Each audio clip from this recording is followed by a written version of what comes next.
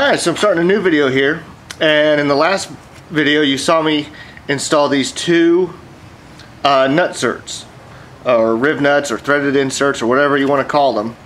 I drilled holes and I installed these two, and I only put these two in because they're number 10 with a 24 thread, but they were the only two I had. And I mentioned in the video I was going to go back to the hardware store and get some smaller bolts to match the other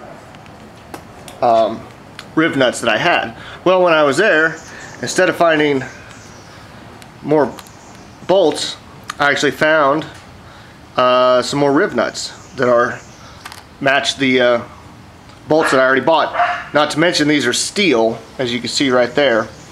And so what I'm actually going to do, I'm going to come in here and I'm going to drill these out, because I'd rather have steel ones in there anyway. So I'll come in here, I'll drill these out. I'll drill out the other two holes on the bottom. Be a little further down. You can see two holes here. There's actually, this one right above my thumb is actually a mistake. I had to come in and drill it just a little bit lower and a little bit further. There wasn't enough room for that hole to get a rib nut behind there. So I only needed to come down just a little bit. So anyway, I'll drill out these other two holes. There's another one over here, you can't see it. And drill out these aluminum rib nuts and put in the steel ones, and then we'll have our shroud mounted. So I'll get going on that. Alright, so I got the holes drilled out. I got the old rib nuts drilled out, and I'll show you. You can kind of see, that's part of it, you can see how they mushroom out and clamp to your base metal.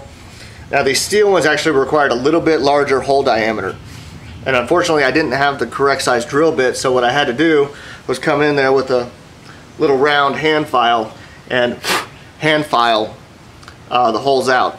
But as you can see here, I got my new number 10 steel rib nut, and I'll show you again how we install these.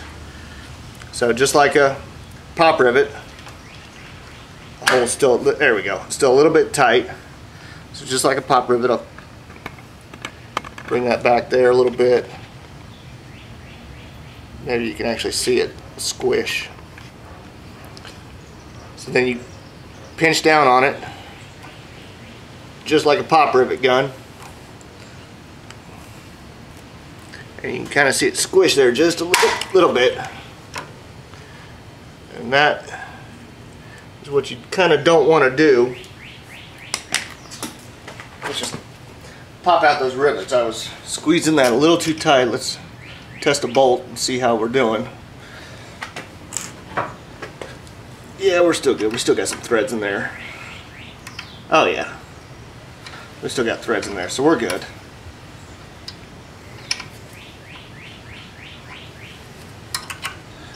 Actually, that tap that I was using yesterday was the incorrect tap. That was a fine thread tap. So I can't chase these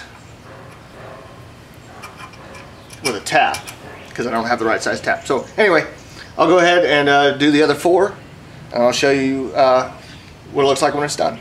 Alright, and you can see here I got all four of the little rib nuts installed. There's one, there's two, there's three, and there's four. And just a little bit of a tip on this. This is really about the, I don't know, second or third time I've actually used this tool. And this tool definitely requires finesse.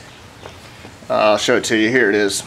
It's not like a pop rivet gun where you just give it the old gorilla grip and pop the, pull the little thing through.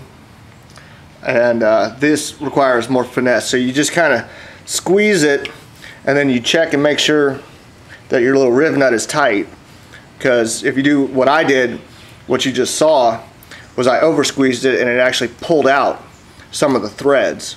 Now fortunately, it was only, the threads were only about half the threads of the rib nut were contacting the little pull portion of the tool. So in that case, it only pulled out about half the threads, which leaves the other half. So they're still good, but like I said, don't give this thing the old gorilla grip. You don't, it takes finesse. So it's not like a pop rivet gun. It is really a completely different tool. So finesse if you're ever want to try one of these things. All right, and here we have the shroud all bolted down. There's the 2 top bolts and there's the 2 lower bolts. And as you can see, we got plenty of clearance around all our components, around our clutch, back here, around our sprocket. So we're good to go. So the next thing we got to do is get this shroud trimmed up. There's a lot of excess around here. I'll kind of show you. I'll stick my finger in there. There's at least an inch that we can trim off this shroud. So what we'll do is we'll take measurements. We're actually going to take our measurement off of this crank bolt, and this is just hand tight right now, as you can see. So that will sink in another 1/8 of an inch once it's at least an 1/8 of an inch once it's cinched down tight. But that's where we're going to take our measurement to figure out how much of this shroud that we can cut off. All right, now what you can see here, I got kind of an angle shot of the shroud, and you can kind of see just in there, there's our crank bolt that holds the centrifugal clutch on. So now what I'm going to do is take a measurement of how deep that is. And I got my straight edge here. It's just my square. Hold it up to the outside of the shroud. Take a measurement. So that's exactly 1 inch. So what I'm going to do, I'm going to leave a 1/4 inch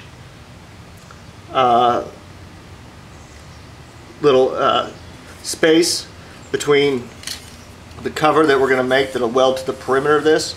A 1/4 inch between that cover and the crank bolt.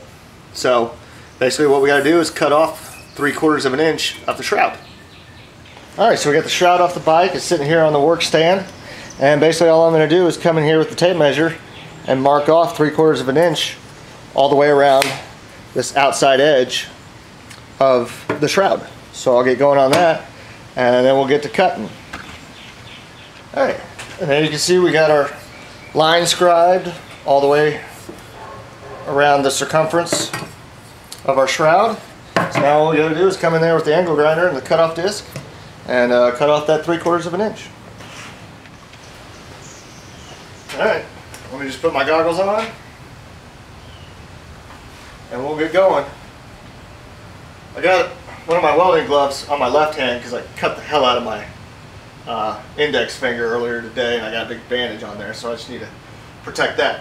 So, here goes nothing.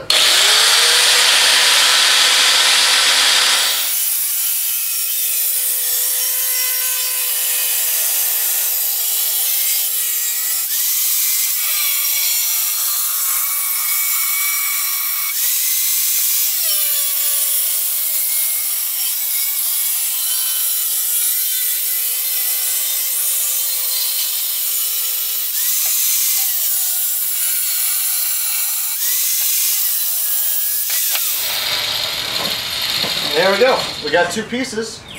Got to come in here, clean out all the shrapnel.